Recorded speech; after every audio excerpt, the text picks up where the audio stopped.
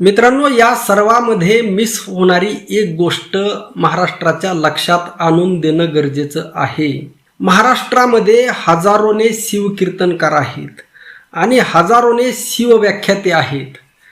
हे सगळे शिवकीर्तनकार आणि हे सगळे शिवव्याख्याते छत्रपती शिवाजी महाराजांच्या नावाने पोट भरण्याचं काम करतात. म्हणजे आतापर्यंत अनेक जणांनी छत्रपती शिवाजी महाराजांच्या नावावर गाडी घेतलेली आहे, बंगला बांधलेला आहे, पोट भरण्याचं काम केलेलं आहे.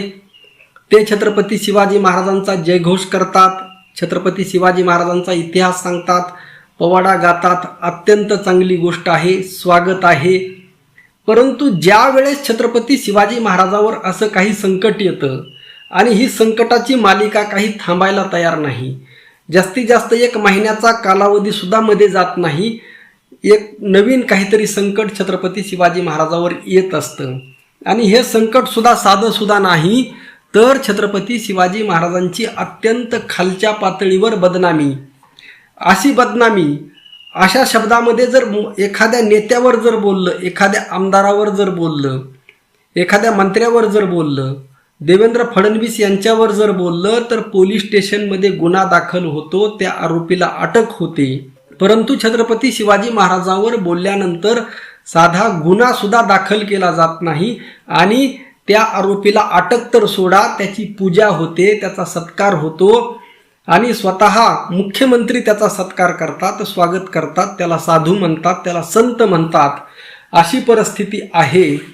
आणि अशा वेळी ज्यांच्या नावाने तुम्ही पोट भरता, शिवकीर्तनकारांनो, शिवव्याख्यात्यांनो, पहा, ज्यांच्या नावावर तुम्ही पोट भरता, पोट भरण्याचं काम केलेलं आहे. आता छत्रपती शिवाजी महाराजांच्या नावावर चालणारे 2 पक्ष आहेत. एक आहे एकनाथ शिंदे यांचा पक्ष आणि दुसरा आहे उद्धव ठाकरे यांचा पक्ष. परंतु हे दोनही पक्ष तोंडातून ब्र शब्द सुद्धा काढताना दिसत नाहीत. संजय राऊत तात्पुरतं बोलले, मीडियाने प्रश्न विचारल्यावर तेवढ्यापुरतं. परंतु उद्धव ठाकरे किंवा शिवसेनेने उद्धव ठाकरे यांच्या जी भूमिका घेणं आवश्यक होतं ती भूमिका घेतली नाही. खरं तर शिवाजी महाराजांचा हा एवढा मोठा अपमान होता की या महाराष्ट्राने धीरेंद्र शास्त्रीला, धीरेंद्र पाखंडीला, या सरकारला अटक करायला भाग पाडायला पाहिजे होतं. लक्षात घ्या, ना शिवसेना बोलत आहे, ना एकनाथ शिंदे बोलत आहे. एकनाथ शिंदे तर एकदम असे काय म्हणायचं, आता इतक्या खालच्या लेवलला जाऊन बोललो असतो. परंतु स्वतः एकनाथ शिंदेच शिवरायांच्या बदनामीला एक प्रकारे जिम्मेदार आहेत. ते कसे आहेत मी अनेकदा मांडलेलं आहे आणि येणाऱ्या काळात सुद्धा मांडणार आहे. त्यामुळे एकनाथ शिंदे यांच्याकडून तर अपेक्षा नाहीत, परंतु किमान या लोकांनी आता आपल्या पक्षाचं नाव बदलून शिवसेनेऐवजी ठाकरे सेना आणि शिंदे सेना करणं गरजेचं आहे. कारण हे दोनही पक्ष छत्रपती शिवाजी महाराजांचं नाव घेण्याच्या योग्यतेचे नाहीत. लक्षात घ्या. आणि उदयनराजे यांच्याकडून तर अपेक्षा नाही, शिवेंद्रसिंह कोण राजे आहेत त्यांच्याकडूनही कसलीही अपेक्षा नाही. हे केवळ नावाला वंशज आहेत. त्यामुळे जगद्गुरू श्री संत तुकाराम महाराजांनी सांगून ठेवलेलं आहे, संतांचे ते आप्त नव्हती संत. संतांच्या घराण्यामध्ये जन्मलेला व्यक्ती, त्यांचा वंशज असेल, नातेवाईक असेल, तो संत असेल असा नाही. ठीक आहे, त्यांचा वंशज आहे म्हणून आदर आहे, परंतु त्याला संत म्हणता कामा नये. तसे महामानवांचे वंशज जरी असले तरी त्यांना महामानव म्हणता कामा नये. आणि सध्या तर लोकशाही आहे, लक्षात ठेवा. लोकशाहीमध्ये सर्व समान आहेत. देशातील बांधावरचा कष्टकरी पासून राष्ट्रपतीपर्यंत सगळे समान आहेत.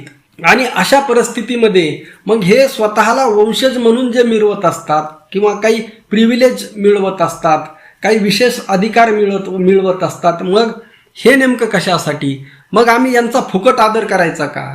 लक्षात ठेवा, यांच्यावर ज्यावेळेस संकट येतं त्यावेळेस आम्ही काही ना काही बोलतो, आमच्या पद्धतीने निषेध करतो, विरोध करतो, एक प्रकारे यांना संरक्षण देण्याचं काम करतो. आणि मग ज्यावेळेस छत्रपती शिवाजी महाराजांवर वेळ येते त्यावेळेस हे भूमिका घेत नाहीत. खरं तर आता संभाजीराजे भोसले यांच्याकडून तर जास्त अपेक्षा होत्या, कारण ते तर शिवाजी महाराजांचे वंशज आहेत, शाहू महाराजांचे वंशज आहेत, राजाराम महाराजांचे वंशज आहेत. एवढा मोठा वारसा आहे आणि आज ते भारतीय जनता पार्टीच्या अधीन सुद्धा नाहीत. त्यांना एक चान्स आहे स्वतःचं करिअर सेट करण्याचं. लक्षात ठेवा, येथे प्रत्येकजण, कोणाला शिवाजी महाराजांशी काही देणं घेणं नाही. प्रत्येकाला स्वतःचं करिअर, स्वतःचं पद, प्रतिष्ठा, खुर्ची, पैसा याचंच पडलेलं आहे. म्हणजे किती दुःख म्हणावं लागेल. म्हणजे आज हा महाराष्ट्र छत्रपती शिवाजी महाराजांसाठी उभा राहत नाही आणि या महाराष्ट्राचा मुख्यमंत्री सरळ उघडपणे छत्रपती शिवाजी महाराजांच्या विरोधामध्ये ठामपणे उभा आहे. आताच गोविंदगिरीला RSSने शिवरायांची बदनामी केली म्हणून पुरस्कार दिला आहे. मोहन भागवत तिथं होता, नितीन गडकरी तिथं होता, देवेंद्र फडणवीस तिथं होता. या तिघांनीही त्या धीरेंद्र पाखंडीला अडवलं नाही. आनंद स्वरूपवर गुन्हा दाखल करून त्याला अटक पोलीस लावले का महाराष्ट्राने? नाही लावले. म्हणजे हे नेमकं काय सुरू आहे? हे सगळं ठरवून सुरू आहे. छत्रपती शिवरायांची बदनामी करायची, अस्मिता संपवायची. हे एक फार मोठं पॉलिटिक्स गेम आहे भारतीय जनता पार्टीचा, RSSचा. आणि याच्या विरोधामध्ये तुम्ही काय गेम करायचा तो करा. भारतीय जनता पार्टीला आव्हान आहे, तुम्ही काय मराठ्यावर हमला करा, शिवाजी महाराजांच्या वंशजावर हमला करा, कोणावरही हमला करा. हे सगळे नेते जेलमध्ये टाका, काही देणं घेणं नाही. परंतु छत्रपती शिवाजी महाराजांना सोडा, एवढी साधी सोपी सरळ मागणी आहे. कारण आम्ही सर्वसामान्य माणसं बोलण्याशिवाय, निषेध करण्याशिवाय यापेक्षा पलीकडे काय करू शकतो. रामकृष्ण हरी. जय जगद्गुरू. जय शिवराय. जय भीम.